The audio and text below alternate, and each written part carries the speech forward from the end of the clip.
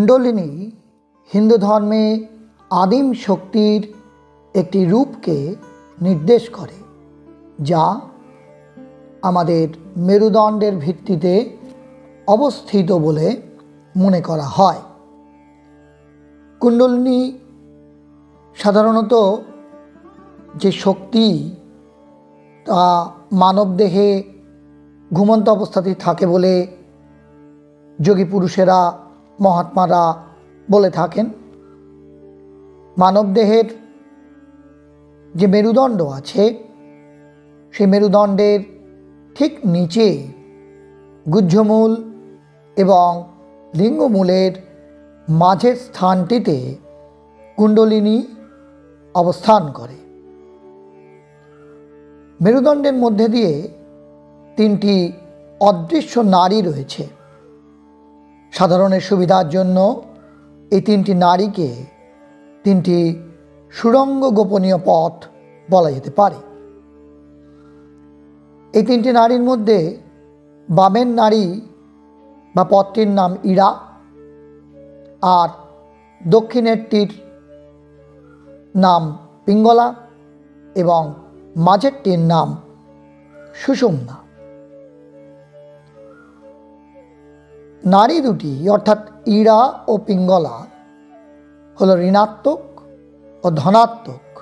এই কারণে বিদ্যুতের ধর্ম অনুযায়ী এদের মধ্যে এক বিদ্যুৎ শক্তি ক্রিয়া করে, যার ফলে স্পন্দনের সৃষ্টি হয়। এই স্পন্দনই প্রাণ নামে অভিহিত। এই প্রাণই সমস্ত সৃষ্টির কারণ। প্রাণই সকলকে ধরে রাখে। প্রাণ না থাকলে কোনো কিছুর অস্তিত্ব থাকে না। তাই প্রাণকে চেনা, জানা ও ভালোবাসার নাম সাধনা, এবং সেই সাধনা কুলকুণ্ডলিনী সাধনা বা কায়া সাধনা নামে পরিচিত। আবার বলা হয় যে কুণ্ডলিনী এক রকমের যোগ, যাকে বলা হয় কুণ্ডলিনী যোগ। এখন প্রশ্ন, যে এই কুণ্ডলিনী যোগ বা কুণ্ডলিনী শক্তি সম্বন্ধে ঠাকুর শ্রীরামকৃষ্ণ কি বলেছেন, আজকে আমরা সেই বিষয়ে আলোচনা করব। ঠাকুর শ্রীরামকৃষ্ণ একটি গান গাইতেন। তিনি গান করে এই কুণ্ডলিনীর ব্যাপারে যা বলেছেন তা হলো এরকম: জাগমা কুলকুণ্ডলিনী তুমি নিত্যানন্দ স্বরূপিণী, প্রসুপ্ত ভুজগাকারা আধার পদ্মবাসিনী। স্বামী বিবেকানন্দ কি বলছেন? স্বামী বিবেকানন্দ বলছেন যে বিদ্যারূপিণী মহামায়া ভেতরে ঘুমিয়ে রয়েছেন, তাই সব জানতে পারা যায় না। ওই কুলকুণ্ডলিনী হচ্ছেন ওই বিদ্যারূপিণী মহামায়া। ধ্যান করবার পূর্বে যখন নারী শুদ্ধি করা হয়, তখন মনে মনে মূলাধারস্থ কুণ্ডলিনীকে জোরে জোরে আঘাত করে বলতে হয়, জাগো মা, জাগো মা, জাগো মা কুণ্ডলিনী। স্বামী বিবেকানন্দ এই মত পোষণ করেছেন।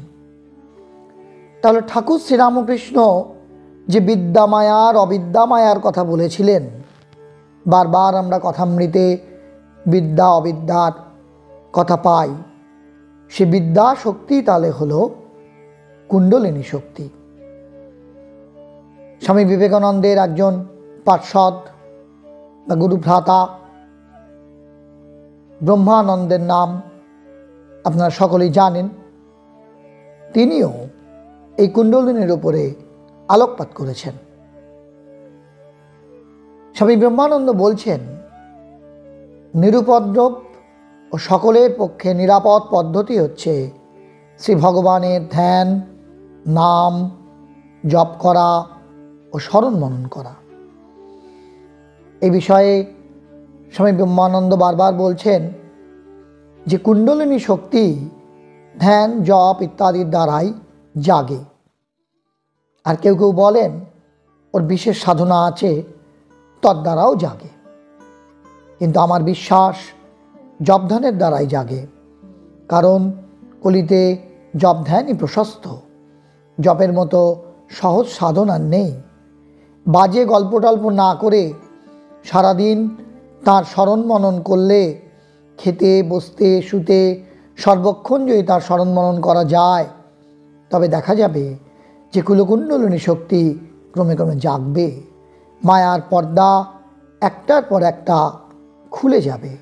নিজের ভিতর যে কি অদ্ভুত জিনিস আছে তখন দেখতে পাওয়া যায়।